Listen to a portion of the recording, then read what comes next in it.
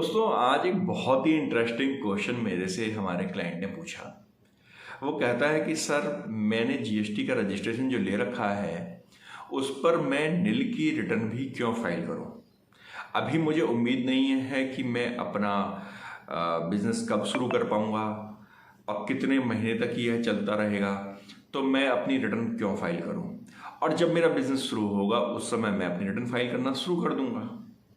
तो मैंने उनको जवाब दिया, मैंने कहा कि सर हमने एक ऑलरेडी वीडियो बनाई है, उसमें भी हमने बताया कि यदि आप रिटर्न फाइल नहीं करते तो 6 महीने तक यदि आपने लगातार रिटर्न फाइल नहीं की तो उस केस में जो आपका जीएसटी का रजिस्ट्रेशन है वो कैंसिल हो सकता है। तो सर उसका एक और इंटरेस्टिंग जवाब हमें मिला। कहता कि सर यदि ऐसा हो भी गया, मुझे अभी उम्मीद नहीं है कि जिस जीएसटी नंबर की हम बात कर रहे हैं उसमें हम अगले 1 से 2 साल तक कुछ ऐसा बिजनेस करेंगे। तो जब हम उसका बिजनेस करेंगे हम उस समय रिवोकेशन की एप्लीकेशन डाल देंगे। तो हमारे अपने 1 साल या 2 साल जो भी पीरियड है उस पीरियड तक मुझे जीएसटी की रिटर्न फाइल नहीं करनी पड़ेगी और मेरे क्या आते कंसल्टेंसी के पैसे भी बच जाएंगे।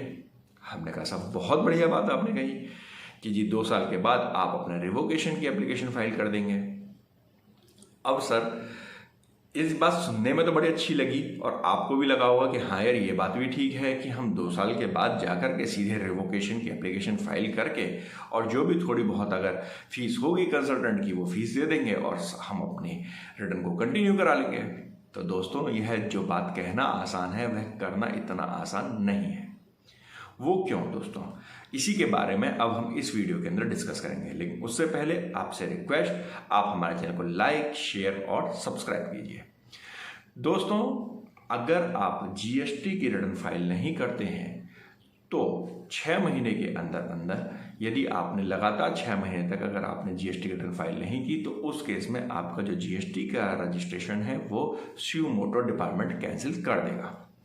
अब जैसा कि भाई साहब ने कहा, हमको बताया कि भाई हम रिवोकेशन की एप्लीकेशन फाइल कर देंगे जब हमारा बिजनेस स्टार्ट होगा। तो दोस्तों रिवोकेशन की जब आप एप्लीकेशन फाइल करेंगे तो सबसे पहले वो यही कहेगा कि जी आप अपनी पहले पुरानी रिटर्न्स को फाइल कीजिए।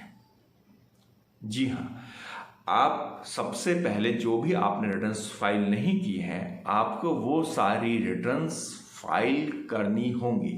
जब तक आप अपनी पेंडिंग रिटर्न्स को फाइल नहीं करेंगे आपकी जीएसटी की रिवोकेशन की कैंसिलेशन को रिवोक करने की जो एप्लीकेशन है वो एंटरटेन नहीं होगी। जी दोस्तों, तो जैसा कि अभी हमने स्टार्टिंग में कहा कि जी 2 साल के बाद यदि आप सोचते हो कि जब मेरा बिजनेस स्टार्ट होगा मैं उस समय उसको रिवोकेशन की एप्लीकेशन फाइल कर के अपना कैंसिलेशन कैंसिल कर दूंगा और मैं क्या कहते हैं अपना एक्टिव करा दूंगा जीएसटी के रजिस्ट्रेशन को, तो वो पॉसिबल नहीं है। आपको उस समय भी सारी जीएसटी की रिटर्न्स फाइल करनी होंगी जो आपने पिछले 2 साल में फाइल नहीं की हैं। जब तक आप वो फाइल नहीं करोगे आपकी रिटर्न्स को, आपके रजिस्ट्रेशन को एंटरटेन नहीं किया जाएगा, आपकी कोई भी नोटिस को, कोई भी एप्लीकेशन को एंटरटेन नहीं किया जाएगा। तो चूंकि आपने पिछले 2 साल से रिटर्न फाइल नहीं की, आज आप अपनी जीएसटी R1 और 3B को फाइल करेंगे, वो भी पिछले 2 साल की। तो 2 साल की जो आपने रिटर्न फाइल नहीं की है, आज जब फाइल करने बैठेंगे तो लेट फीस तो आपको देनी पड़ेगी। अब आप ये सोचिए कि 2 साल तक अगर आपने नहीं फाइल की, आज के रूल्स के अकॉर्डिंग भी लेके चलें, निल के केस में 500 रुपीज पर रिटर्न की आपकी लेट फाइलिंग फीस है। तो अगर सपोज आपने 2 साल तक नहीं की तो आपके 24 महीने हो गए, 24 मल्टीप्लाई बाई 500, ये तो 3B की हो गई। 1 की लेट फाइलिंग फीस अलग लगेगी। तो अब आप रिवोकेशन के लिए गए और उससे पहले ही अब आपको 12-15 हज़ार रुपये तो गवर्नमेंट को लेट फाइलिंग फीस देनी पड़ी। उसके बाद कंसल्टेंट भी ऑब्वियस सी बात है कि वो पैसे मांगेगा ही मांगेगा भाई इतने सारे रिटर्न्स फाइल करने के लिए, और डिपार्टमेंट से उसके बाद भी रिवोकेशन हो पाएगा या नहीं हो पाएगा, डिपार्टमेंट और क्या नई कंडीशन लगा देगा, ये भी एक पॉइंट आ जाएगा। अब एक नया क्वेश्चन आपके दिमाग में आ जाएगा, सब मेरा अगर वो रजिस्ट्रेशन कैंसिल हो गया मैं तो नया रजिस्ट्रेशन ले लूँगा। तो दोस्तों यहाँ पर भी मैं आपको एक बात और क्लियर कर दूँ कि यदि आपका रजिस्ट्रेशन जो है वो कैंसिल इस रीजन से होता है कि आपने रिटर्न फाइल नहीं की थी, तो आपको नया रजिस्ट्रेशन भी नहीं मिल पाता उस सेम पैन नंबर पर। जी हाँ दोस्तों, डिपार्टमेंट कहेगा कि जब आपने पहले ही अपनी रिटर्न्स फाइल नहीं की, आप नॉन कंप्लायंस करते हो, तो मैं आपको दोबारा से जीएसटी का रजिस्ट्रेशन क्यों दूँ। अब उनको समझाना, उनको बताना इतना आसान नहीं है, क्योंकि अब ये जो सारी चीज़ें हैं वह सब ऑनलाइन है। आप उसे इतना आसान मत समझिए कि जी आप आसानी से उससे कहेंगे कि जी मेरा बिजनेस नहीं था इसलिए नहीं की।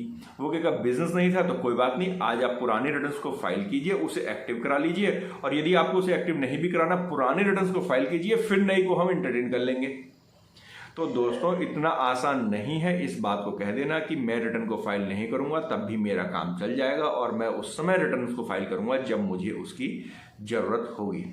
तो आपको हमारा सजेशन यह है कि चाहे आपकी नील की ही रिटर्न क्यों ना सही, चाहे आपकी कोई भी ट्रांजैक्शन ना हो, फिर भी आपको अपनी नील की रिटर्न को फाइल करना जरूरी है, मैंडेटरी है। आपको यह जानकारी कैसी लगी हमें कमेंट बॉक्स में कमेंट जरूर कीजिएगा। हमारे चैनल को आपने सब्सक्राइब कर ही लिया होगा, नहीं किया है तो तुरंत सब्सक्राइब कीजिए, क्योंकि हम यहाँ पर आपको नहीं बताते कोई कानून, आपको मिलते हैं आपके सवालों के जवाब आसान सी भाषा में। धन्यवाद।